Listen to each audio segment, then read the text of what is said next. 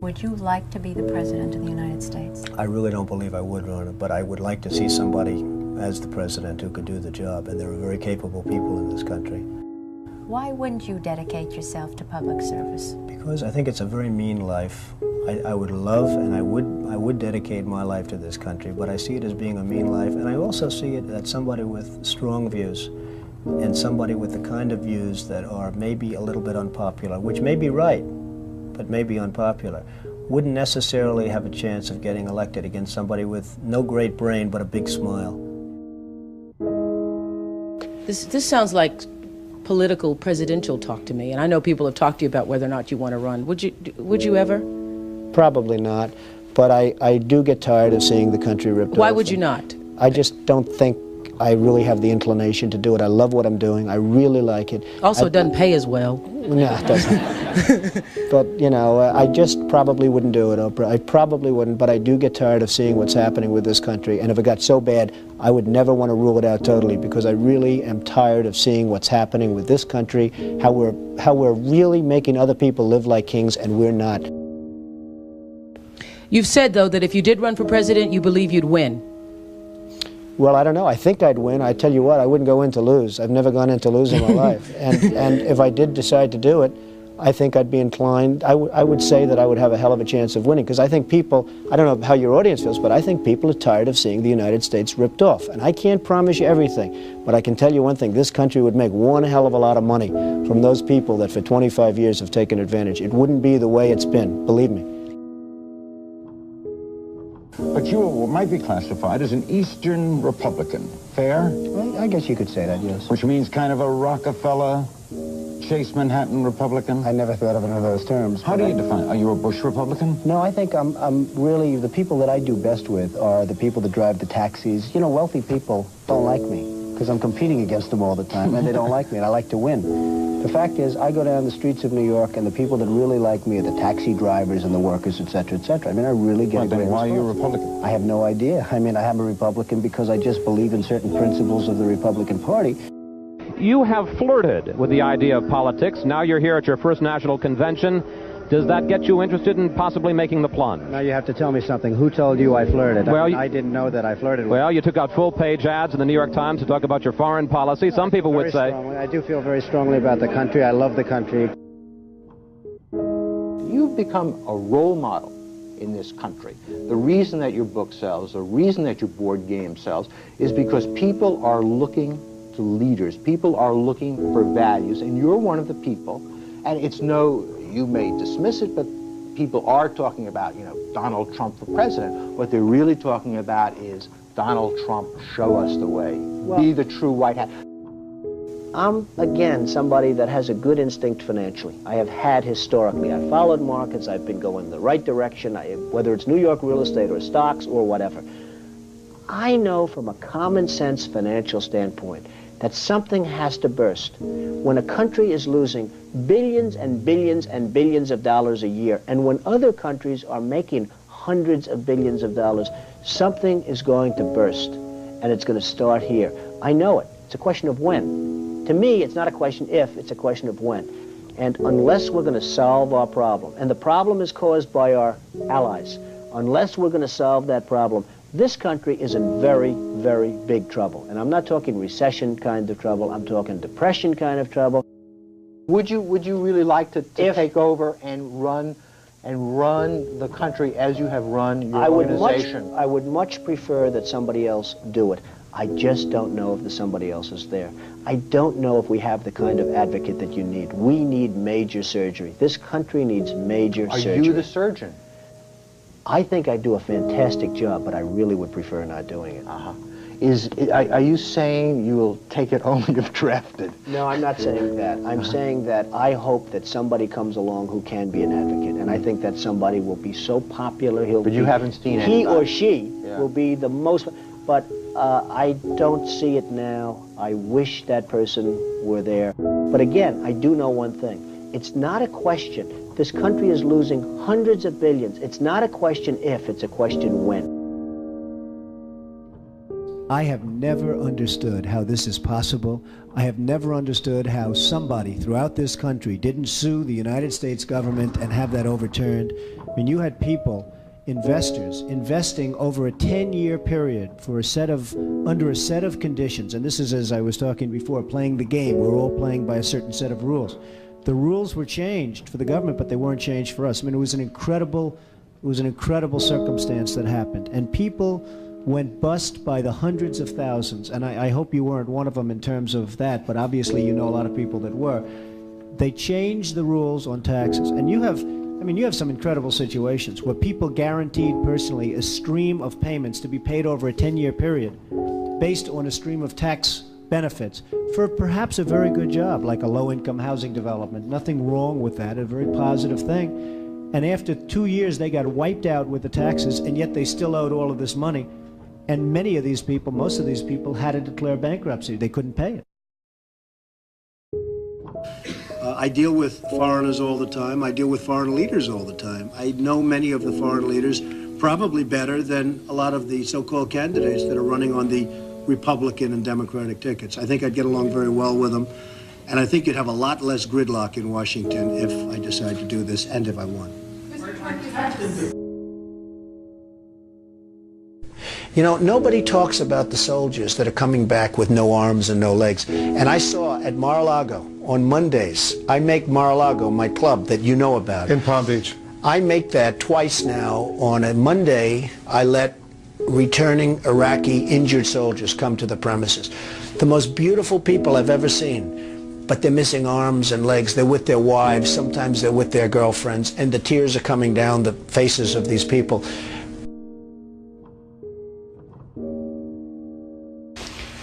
Well, I just hate what's happened to this country. We've gone to a country that's no longer respected. We're in a war that we should have never, and by the way, I'm worse than any hawk there is in terms of military and in terms of defending ourselves. But Saddam Hussein didn't knock down the World Trade Center. He had nothing to do with it. And there were no weapons of mass destruction. The other day, the head of 3M said that President Obama is anti-business.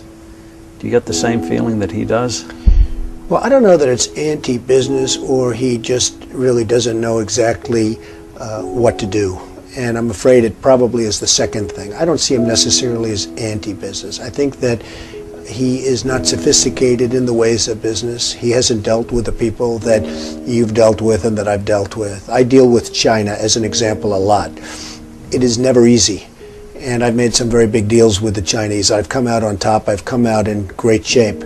I sell apartments to Chinese people. I get along great with them. It's not like, you know, anti-China. I just think it's ridiculous that we allow them to do what they're doing to this country with the manipulation of the currency that you write about and understand, and all of the other things that they do. And frankly, if I were them and if I could get away with it, I take my hat off to them, frankly. They do get away with it. And I hire companies all the time, and it's so hard for our companies to compete against Chinese companies. I mean, these companies have such an advantage, whether it's glass for a curtain wall or whether it's, and you use the term because you know what's happened, sheetrock. I mean, they used to give us sheetrock, just give it. And everybody that was unfortunate enough to use Chinese sheetrock had problems. I mean, problems like where people were dying from it. The good news, Steve, our product is much better, but with the manipulation of their currency, it's very, very, very hard for our companies to compete. But I'll certainly do whatever is necessary and however I can help, whether they want me to make speeches, whether they want me to contribute, raise money, I'll do whatever I have to do. We need somebody great as a president.